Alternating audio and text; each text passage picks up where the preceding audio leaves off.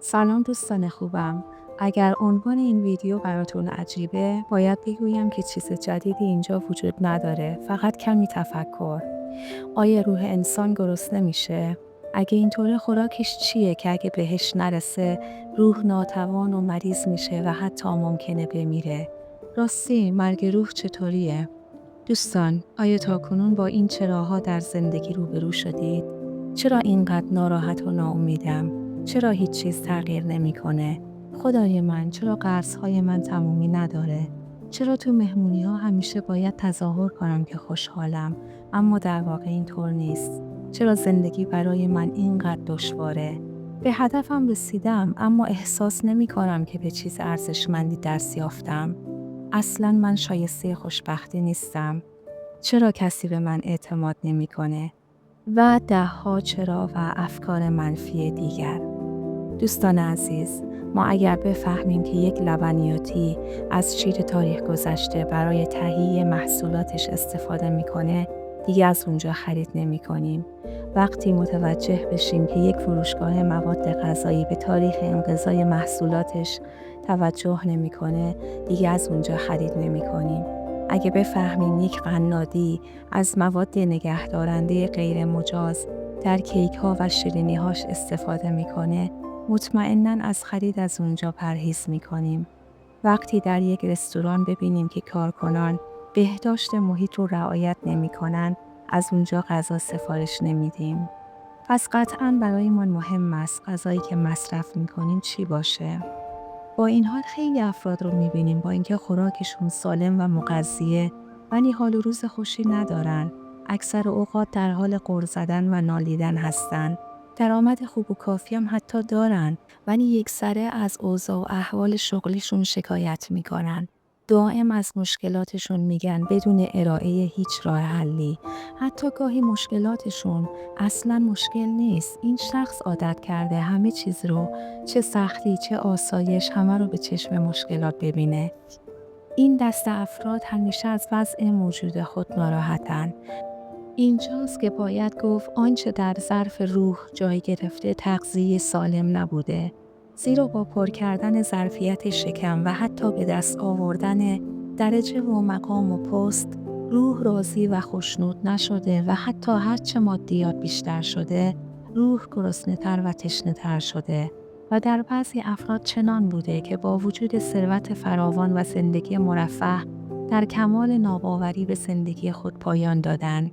این رفتار دیگران رو متعجب کرده و با شگفتی از خودشون پرسیدن چرا این فرد، این خانم یا آقا با این همه امکانات ناراضی بوده؟ چه چیزی کم داشته؟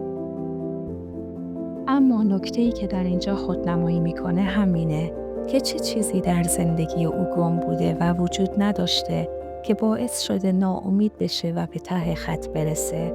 و باید گفت در اون اشخاص روح و روانشون ارضا نشده، به آرامش نرسیده و هرچه از مادیات فراهم کرده و فکرش درگیر اون بوده، برای روح عایدی نداشته. چون روح و روان از جنس مادیات نیست که با پول و ثروت و مقام راضی بشه، چون سنخیتی با اینها نداره. البته گاهی به عنوان مسکن عمل میکنن، ولی تأثیرشون موقتیه و بعد از کمی دوباره روح پرخاشگر و ناراضی میشه، گویا اصلاً آرام بخشی بهش نرسیده بوده. بنابراین در کنار پول و ثروت و مقام، روح نیاز به غذای مخصوص خودش داره و اگه تغذیه مناسب بهش نرسه لاغر و ناتوان میشه و اگه گرسنگی و تشنگیش ادامه پیدا کنه میمیره. غذای روح البته پلو و چلو خورش و پیتزا و فسفود نیست. نان و برنج و روغن هم نیست. غذای روح عشق و انگیزه و ایمان و دانشه. غذای روح توجه به احساساته. برای تغذیه روح، نوع جنس روحتون رو شناسایی کنین. اینکه با چه چیزی حالتون بهتر میشه. البته مسیر رو اشتباه ندید.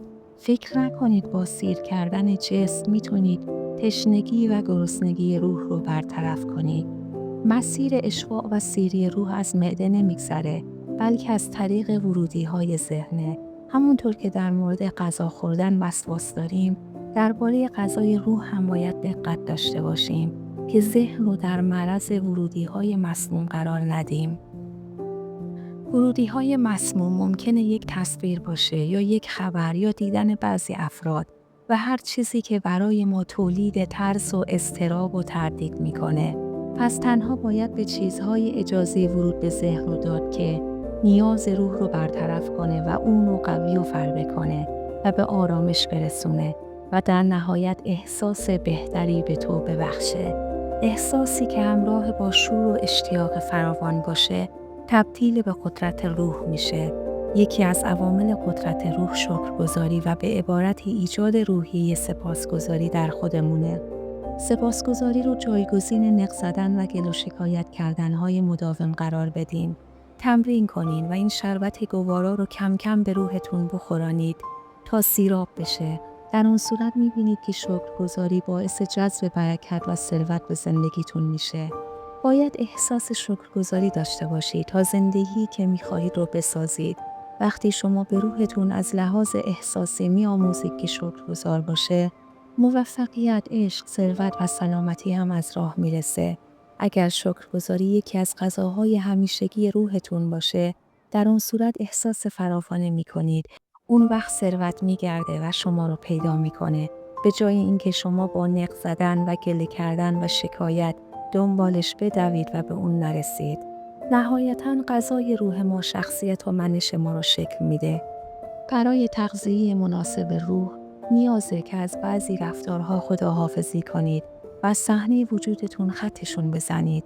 رفتارهای دیگه‌ای رو جایگزینشون کنید. به جای اینکه زیاد قصه بخوری، مسئولیت پذیر باش و عمل کن.